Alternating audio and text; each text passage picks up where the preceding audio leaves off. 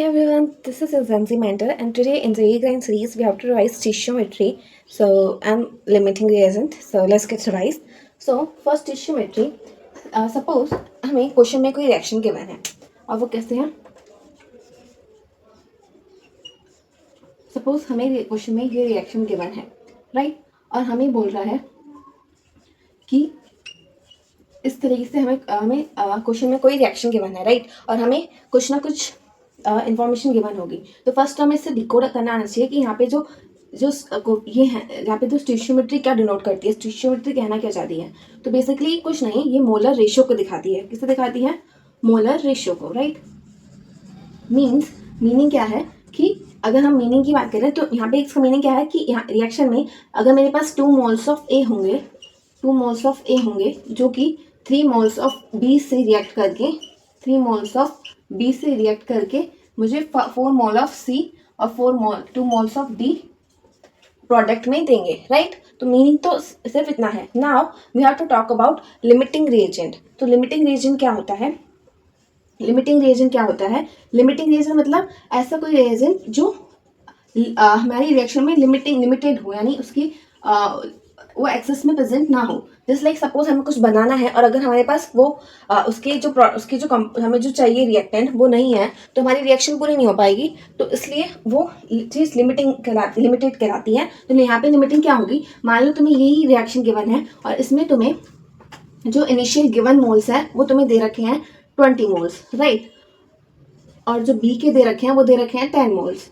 Now तुम्हें पूछ रहा है कि जो डी है वो कितना बनेगा, है ना. जो डी है वो उसका कितना अमाउंट तुम्हें मिलेगा, है ना, उसके कितने मोल्स मिलेंगे.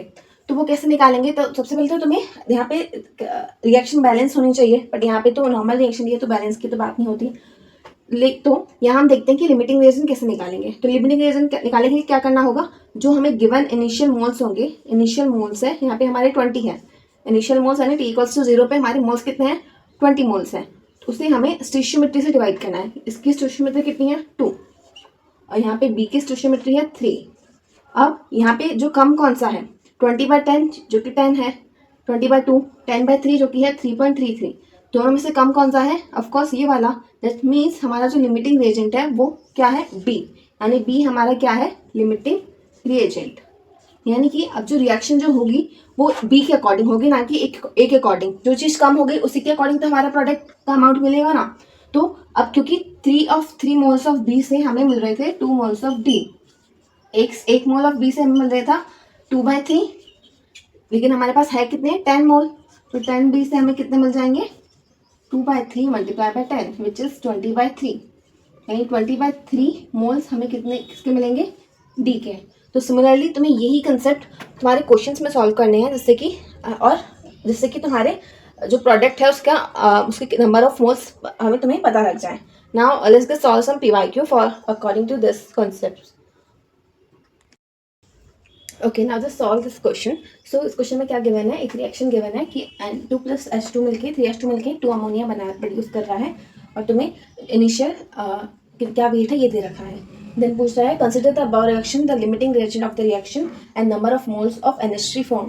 कि NH3 के कितने मोल्स बनेंगे और लिमिटिंग रिएजेंट क्या है ये पूछ रहा है. ठीक है, तो कर लेते हैं सॉल्व. तो हमें रिएक्शन क्या गिवन है? N2 + 3H2 gives 2 moles of ammonia. तो सबसे पहले तो किसी भी क्वेश्चन को सॉल्व करने से पहले रिएक्शन तुम्हारी बैलेंस होनी चाहिए. तो यहाँ भी रिएक्शन बैलेंस है, राइट. नाउ तुम्हें गिवन क्या है? गिवन मास दे रखा है तुम्हें 20 ग्राम, 5 ग्राम, ये गिवन है. बट हमें ग्राम वेट तो चाहिए नहीं, हमें तो मोल्स चाहिए. हमने तो मोल्स से काम किया था. तो मोल्स कैसे निकालेंगे? गिवन मास अपॉन में मोलर मास. N2 का होता है 28 और इसका हो जाएगा 2. तो उसके नंबर ऑफ मोल्स आ गए हमारे पास 10. कितने आ गई? 10/14 means 5/7. Okay, number of moles है हमारे पास 5/7 और यहाँ पे है हमारे पास 5/2. ठीक है, ये हमारे हैं नंबर ऑफ मोल्स. नाउ हमें क्या निकालना है? सबसे पहले लिमिटिंग रिएजेंट, राइट. तो लिमिटिंग रिएजेंट क्या है? लिमिटिंग रिएजेंट निकालने का क्या तरीका था? हमारे गिवन मोल्स कितने हैं? इनिशियल मोल्स कितने हैं हमारे? फर्स्ट हमारे इनिशियल मोल्स कितने हैं और अपॉन में हमारा स्टोइचियोमेट्रिक कोफिशिएंट क्या है वो. तो इनिशियल मोल्स हमारे 5/7 और स्टोइचियोमेट्रिक कोफिशिएंट तो 1 ही है. ठीक है, यहाँ पे हमारा इनिशियल मोल्स है 5/2 और जो हमारा स्टोइचियोमेट्रिक कोफिशिएंट है वो 3. तो वो बन जाएगा हमारा 5/6. ना दोनों में से छोटा कौन सा है? ये वाली चीज़ 5/7 कम लेस स्मॉल है, दैट मीन्स हमारा लिमिटिंग रिएजेंट क्या है, हमारा लिमिटिंग रिएजेंट है N2।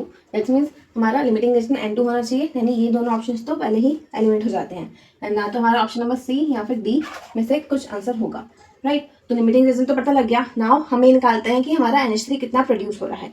तो लिमिटिंग रिएजेंट के अकॉर्डिंग जाएगी रिएक्शन, तो हमारा 1 मोल ऑफ N2 से 2 मोल्स ऑफ NH3 आ रहे थे, प्रोड्यूस हो रहे थे। तो हमारे पास अभी गिवन कितने हैं, 5/7। तो 5/7 से कितने आएंगे, 5/7 है, 2 मल्टीप्लाई बाय 5/7, राइट, वो जो कि हो गया हमारा 10/7। दैट मीन्स जो कि हमारा 1 पॉइंट समथिंग 1.30 1.42 के 1.4 के आसपास, जो कि हमारा ऑप्शन नंबर सी से मैच हो रहा है। दैट मीन्स हमारा करेक्ट आंसर है option number C, right. Now let's just solve one more question. तो क्वेश्चन क्या कह रहा है, if 5 moles of BaCl2 is mixed with 2 moles of Na3PO4, the maximum number of moles of Ba3PO4 whole twice is। ठीक है, तो पहले तो रिएक्शन लिखनी पड़ेगी। तो रिएक्शन कैसे लिखेंगे, BaCl2 जो है वो रिएक्ट कर रहा है हमारा Na3PO4 से, और प्रोडक्ट हमें मिल रहा है Ba3PO4 होल ट्वाइस। ठीक है, तो क्या रिएक्शन बैलेंस है, तो नहीं, तो बैलेंस कर लेते हैं। प्रोडक्ट में 3 मोल्स ऑफ बेरिलियम है, तो यहाँ पे भी 3 होना चाहिए। ना प्रोडक्ट में 2 मोल्स ऑफ PO4 का होल ट्वाइस है, तो यहाँ पे भी 2 होने चाहिए। ना एक्स्ट्रा में हमारा क्या बच गया, एक्स्ट्रा में यहाँ पे निकल रहा होगा NaCl, करेक्ट। आपको भी कितना मोल, क्योंकि यहाँ पे 6 मोल्स ऑफ Ca और Na है, तो यहाँ पे 6 मोल्स ऑफ NaCl निकलेगा, राइट। तो हमें पूछ रहा है कि हमारा BA जो प्रोडक्ट है वो कितना निकलेगा, राइट। Ba3PO4 हमें कितना मिलेगा। तो सबसे पहले तो हमें लिमिटिंग रिएजेंट पता होना चाहिए, और हमें गिवन मोल कितने हैं, इक्वल्स टू 0 पे 5 मोल है और यहाँ पे 2 मोल्स है। ठीक है, तो अभी ये तो मोल्स ही हैं, तो इनको हमें चेंज तो करना ही नहीं पड़ेगा। तो सबसे पहले तो लिमिटिंग रिएजेंट निकाल लेते हैं, क्योंकि हमें 2 रिएजेंट मिल गया, तो सबसे पहले हमें लिमिटिंग रिएजेंट पता होना चाहिए। तो लिमिटिंग रिएजेंट कैसे निकालेंगे, इनिशियल मोल्स कितने हैं 5 अपॉन में स्टीशियोमेट्री वो है 3, और सिमिलरली यहाँ पे इनिशियल मोल्स जो कि है 2 और स्टीशियोमेट्री जो कि है 2, तो ये आ रहा है 1 पॉइंट समथिंग और ये है हमारा 1, तो छोटा काम कौन सा है, 2 1 है। दैट मीन्स हमारा लिमिटिंग रिएजेंट कौन सा है, Na3PO4 होल Na3PO4। ठीक है, तो लिमिटिंग रिएजेंट पता लग गया ना। लिमिटिंग रिएजेंट से हमें हमारा प्रोडक्ट कितना मिलेगा ये भी पता लग जाएगा। तो यहाँ पे 2 मोल्स ऑफ इसके बना रहे हैं 1 mole of Na3 1 mole of product हमारा, और हमें गिवन मोल्स कितने हैं, हमारे 2 ही है।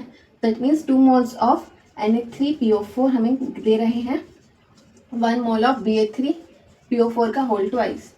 दैट मीन्स हमारा आंसर कितना है 1, सो हमारा answer is 1। Okay, now let's gate revise. Okay, now just talk about, we have to talk about percentage yield of the reaction।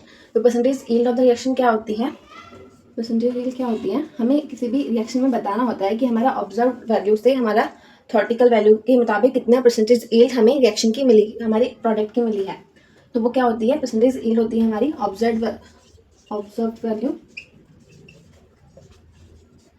Upon में theoretical value, means that we have to find out this value, that theoretical, because we have to calculate, either we can say calculate also, and percentage have to multiply by 100, so this we have to calculate, right। and observed value हमें question में given होगी, that means ये चीज़ तो हमें जो observe value है ये तो क्वेश्चन में गिवन होगी, राइट, और जो थ्योरेटिकल होगी वो हमें फाइंड आउट करनी पड़ेगी।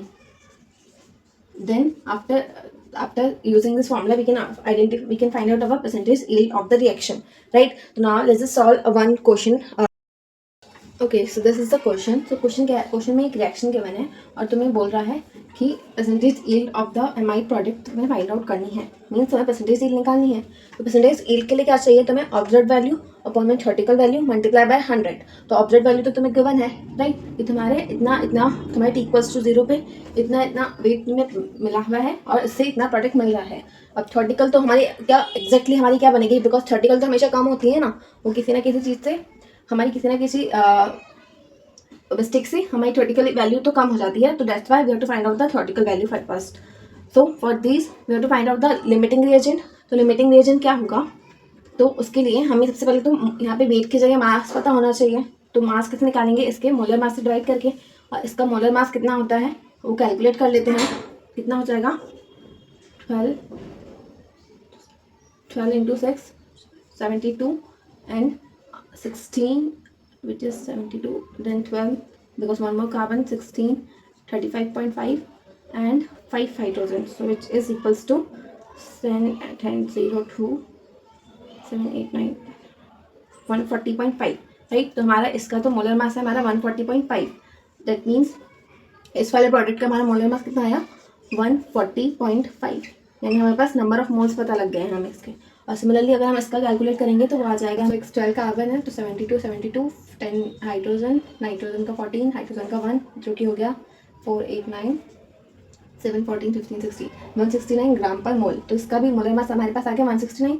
तो यहाँ पे हमारा जो नंबर ऑफ मोल्स है वो कितने हैं, given mass upon molar mass, यानी कि हमारे पास नंबर ऑफ मोल्स तो पता लग गए हैं, राइट। अब हमें तो हमें लिमिटिंग रीजन के लिए इसको स्टोइचियोमेट्रिक कोएफिशिएंट से डिवाइड करना है। तो यहाँ पे 1 है, 1 से डिवाइड करेंगे तो कुछ डिफरेंस आएगा ही नहीं। दैट मीन्स अब दोनों में से स्मॉलर वैल्यू कौन सी है जो एग्जैक्टली हमें दिख रही है, दोनों में से स्मॉलर वैल्यू हमारी यही है, राइट। ये कुछ हमारी है ना, दोनों में से स्मॉलर वैल्यू अगर इसको कैलकुलेट करेंगे तो एग्जैक्टली देख सकते हो कि स्मॉलर वैल्यू हमारे पास यही है, राइट। तो यानी कि हमारा ये जो चीज़ है ये तो हमारी एक्सेस में हो गई। हमारा लिमिटिंग रीजन क्या है, ये हमारा लिमिटिंग रीजन है, करेक्ट। तो इससे हम निकाल लेते हैं हमारे थ्योरेटिकल वैल्यू कितनी आएगी। तो बिकॉज 1 मोल से हमारा 1 मोल सब्सटेंस प्रोडक्ट मिल रहा है, तो इतने से कितना मिलेगा, यही मिलेगा। तो हमारे पास हमारा प्रोडक्ट की वैल्यू अमाउंट आई है थ्योरेटिकल 0.10 अपॉन में 140.5, ये हमारे पास आई है हमारी theoretical value. Theoretical number of moles पता लगे हैं, लेकिन हमें यहाँ से नंबर ऑफ मोल्स पता लग गए हैं, तो number of moles theoretical value पता लग गई है नंबर ऑफ मोल्स के लिए, लेकिन हमें तो क्या निकालना है, वेट पता होना चाहिए। तो वेट के लिए हम इसके मोलर मास से मल्टीप्लाई करेंगे, जो कि होता है 273, है ना, वो कैलकुलेट कर लेना 273। तो अगर तुम इसको ना, तुम्हारा ये हमारा आ गई हमारी थ्योरेटिकल वैल्यू, तो हमारा परसेंटेज यील्ड क्या हो जाएगा, ऑब्जर्व्ड जो कि है 0.210 और थ्योरेटिकल है 0.140 मल्टीप्लाई बाय 1 अपॉन में वाला ऊपर जाएगा 140.5 multiply by 100।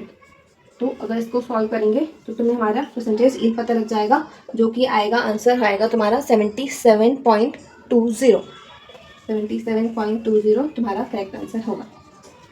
Okay, so this is okay, so this is for today's session. We will meet in our next session. Thank you for watching. Till then, keep learning, keep exploring. Bye bye.